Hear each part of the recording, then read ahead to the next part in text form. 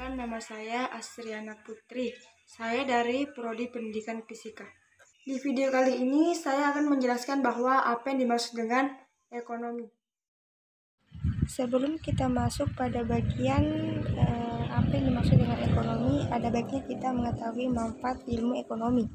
Manfaat ilmu ekonomi pertama itu memperbaiki cara berpikir manusia dengan mengarahkan kepada hal-hal yang rasional sehingga membantu mengambil keputusan.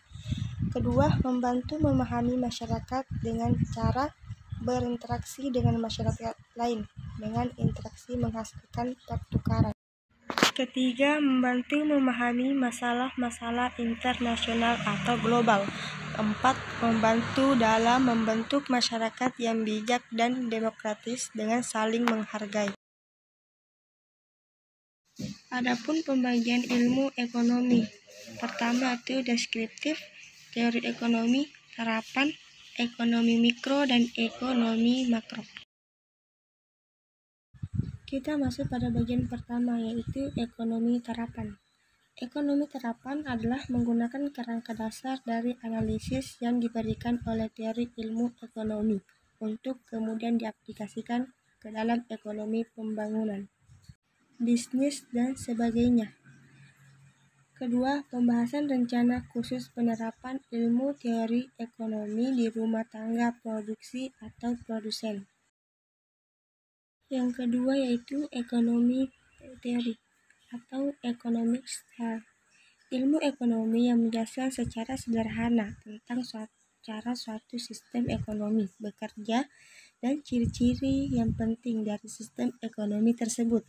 Terdapat teori ekonomi mikro dan teori ekonomi makro. Adapun penjelasan tentang teori ekonomi mikro, mempelajari perilaku ekonomi secara mikro atau individual. Contohnya yaitu konsumen, produsen, pasar, penerimaan, biaya, dan keuntungan perusahaan. 3 masalah yang ingin dipecahkan dalam ekonomi mikro. Pertama itu barang apa yang akan diproduksi, kedua bagaimana cara memproduksinya, dan yang terakhir untuk siapa barang diproduksi. Sedangkan teori ekonomi makro mempelajari unit-unit ekonomi secara makro atau keseluruhan. Contohnya pendapat nasional, inflasi, pengangguran, dan kebijakan pemerintah. Masalah dalam ekonomi makro. Pertama, faktor apa saja yang menentukan tingkat perekonomian suatu negara. Dan kedua, mengapa pertumbuhan ekonomi tidak selalu konstan. Dan yang terakhir, mengapa pengangguran dan kenaikan harga selalu terjadi.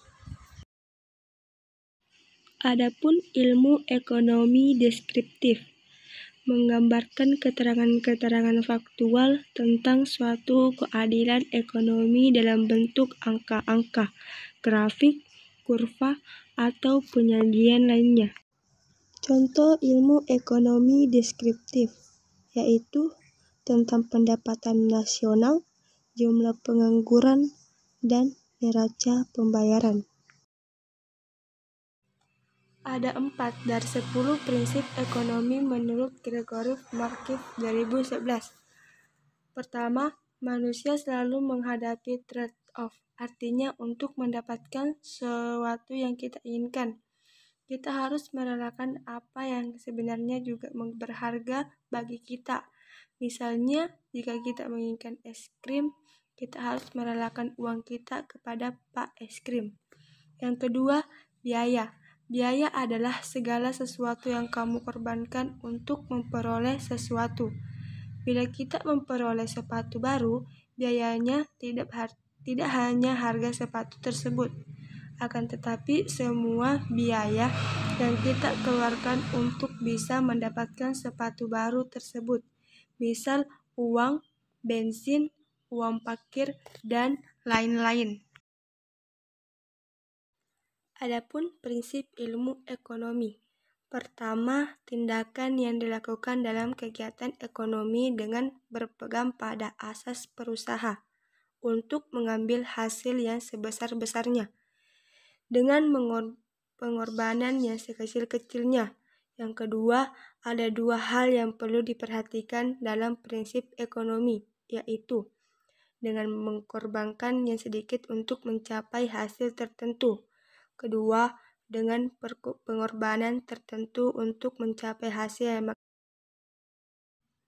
Di sini ada motif ekonomi, alasan ataupun tujuan seseorang, sehingga seseorang itu melakukan tindakan ekonomi, dibagi menjadi dua, yaitu motif intrinsik dan motif ekstrinsik. Digolongkan menjadi 4 jenis: keinginan memenuhi kebutuhan, keinginan mendapatkan kekuasaan, keinginan mendapatkan penghargaan, dan yang terakhir, keinginan untuk meningkatkan kesejahteraan. Adapun masalah-masalah yang dihadapi di bidang ekonomi. Masalah yang dihadapi pemerintah di bidang ekonomi: kemiskinan, keterbelakangan, pengangguran dan keterbatasan, kesempatan kerja, kekurangan modal, pemerataan pendapatan, inflasi, dan ketergantungan terhadap impor dan untung luar negeri. Masalah yang dihadapi pemerintah di bidang ekonomi mikro: masalah harga dasar dan harga tertinggi, meningkatnya pemerintahan beras, menaikkan harga bahan bakar, minyak atau BBM, masalah monopoli dan masalah distribusi.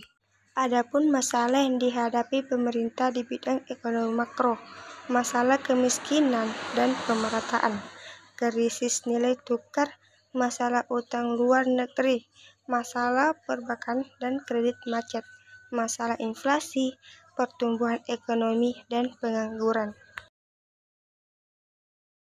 Adapun tindakan ekonomi: setiap usaha manusia yang dilandasi oleh pilihan yang baik dan paling menguntungkan, dibagi menjadi dua jenis. Pertama, tindakan ekonomi rasional.